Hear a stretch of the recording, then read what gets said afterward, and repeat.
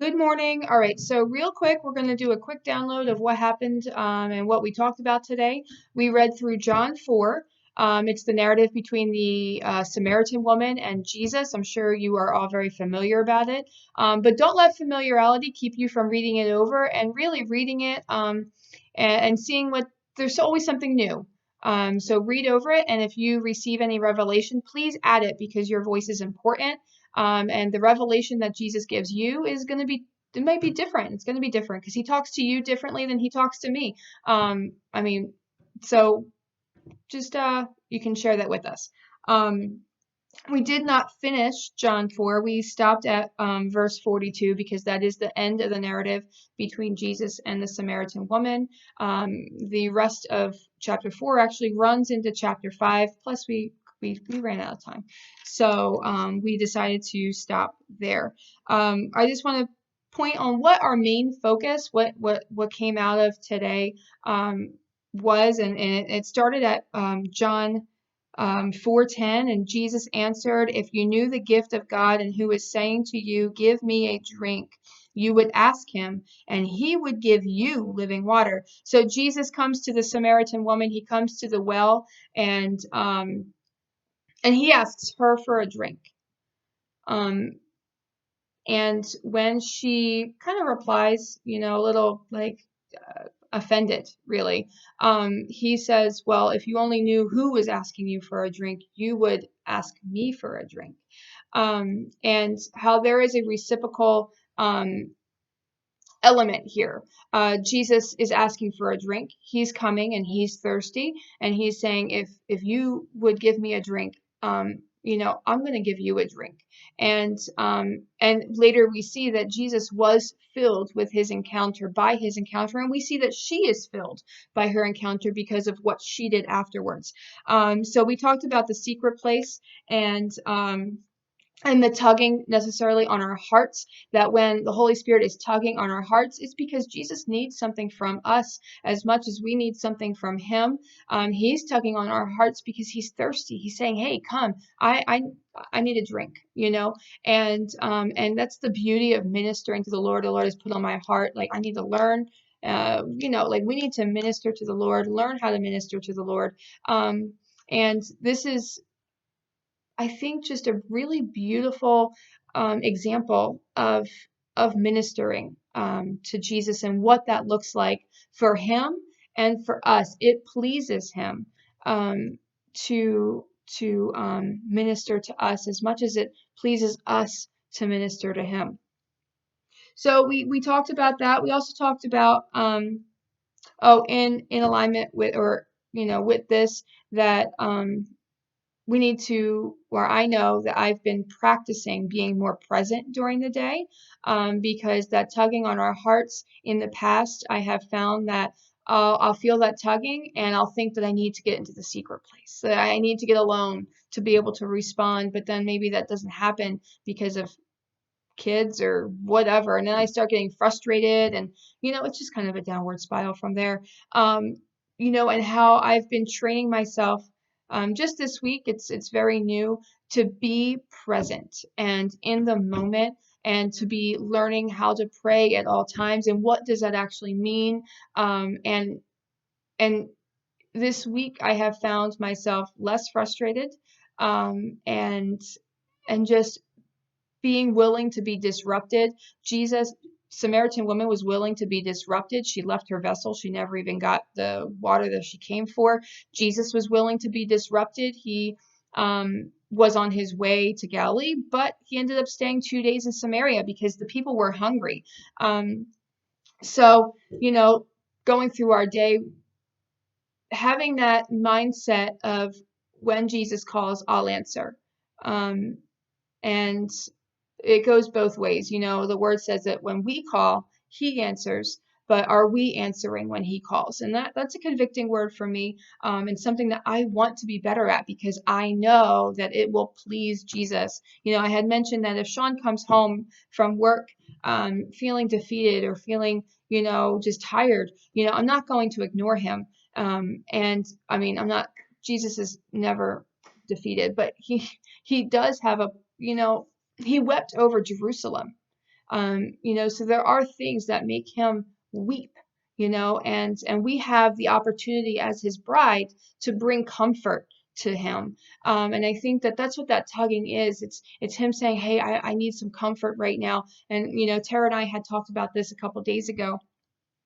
And getting out of the box of the secret place, I think we can idolize the secret place and forget that Jesus is with us. God's Spirit is with us all the time. And that we don't necessarily have to go into a secret place to be with him. And I think that I know in my heart, the Lord is breaking me out of that mentality. Yes, getting that time to read the word, getting that time, but also being willing to be disrupted in my day-to-day life. And even if it's not up here, and it's in my living room with my kids, and that was something that was not being done before because I thought I needed to be up here. I thought I needed to be in the secret place. And so breaking ourselves out of that mentality. Also, we talked about how Jesus revealed himself to first time, I mean, at least in John, to a woman and to a Samaritan. The woman was not only a Samaritan, but she was also like the Samaritans were like an outcast in the religious eyes at that time. But not only that, but she was an outcast in the city of outcasts. And he revealed himself to her after she had revealed herself to him and was willing to have a conversation, a real conversation. I was thinking how tense this conversation probably was. But she was willing to sit through it, and she was willing to have a conversation with him, and to have and in it she was given the revelation of who Jesus is. And isn't that what we want? Isn't that what we seek after, is the revelation of who Jesus is? And because he is a never-ending well of revelation. He is a never-ending love, a revelation of love, and that we're invited to seek after him. So we talked about that, and also after this encounter, after she is filled, we're filled for a purpose, and I think that's revealed in the next thing that Jesus tells his disciples is that there's a harvest. She was filled, and because she was filled, she went and she told others that she was filled. Now, I think it's interesting, Sean had mentioned it, that how can we relate this to today and what's going on today? These people, the Samaria, there was a conflict. You can look it up. It's actually really good to know the context. But there was a conflict between Jews and Samaritans because of the place of worship. I believe even in Nehemiah, the governors that came against Nehemiah because they didn't want the gates to be built because that would mean it would be a place of worship again, was Samaritan governors, appointed by Rome, I believe. It was Rome. No, maybe. I'm not really sure, to be honest with you, but I do remember reading when I was doing a study in Nehemiah that they were Samaritan governors. So there was a real tense relationship there, and there was also offense, and there was a lack of truth in that city that was being held back from them. And she, as a misfit in the outcast society of Samaria, went in with her testimony, her encounter being filled, and a whole town was changed by it. People came to believe, and Jesus then stayed, and many more believed. And the town was deficient of truth. And it sounds a lot like our culture today. The world today is deficient of truth. And when your body is deficient of something, say it's deficient of a certain vitamin, your body starts craving those things because your body knows it needs to be healthy. Truth was received so readily because they were so hungry for it. And the harvest, he says that those who will worship him must worship in spirit and in truth in verse 24. And 3 verses later, we come into when Jesus is talking about the harvest. Those who worship him in spirit and in truth. will go out and that truth is what the world needs. And the world is hungry for it.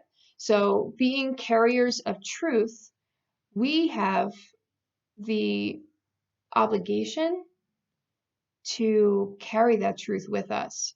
And I think also to protect it, and this is just a side note, we need to protect the truth that we carry and not allow deception to come in. And that's just a side thing, because with everything going on, guys, we really need to protect our truth. And it's going to be in these encounters that we're filled with truth. So if you read anything, or if you read and you receive any more revelation, I'd love to hear it. We'd all love to hear it. And, I just encourage you again to be ready.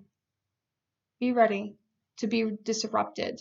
And that disruption will lead to encounter when you follow it. Something that Beatrice said, that I just want to mention real quick. She had mentioned that the strict Jews would actually go around and take the long way to avoid Samaria, but not Jesus. Jesus went the direct route that would have taken him to Galilee. He didn't avoid anything. And it made me wonder how many principalities, like the religious principality, was he confronting just by putting his feet in a place where others were scared to go to or just didn't want to go to. Our feet, it talks about what is it? Those who carry the good news, precious are the feet that carry the good news. Even our feet going the places where Jesus tells us to go and not avoiding those places brings revival and brings restoration and brings healing. So I think that was it. I'm trying to remember if there was anything else, and if there was, again, Nancy, Beatrice, Sean, if I'm missing anything, please feel free to jump on and do that and add anything. So, all right, love you guys. Have a wonderful rest of your week. Have a beautiful weekend. Enjoy it with your families, and we will see you Tuesday morning, bright and early. All right. Love you guys. Bye.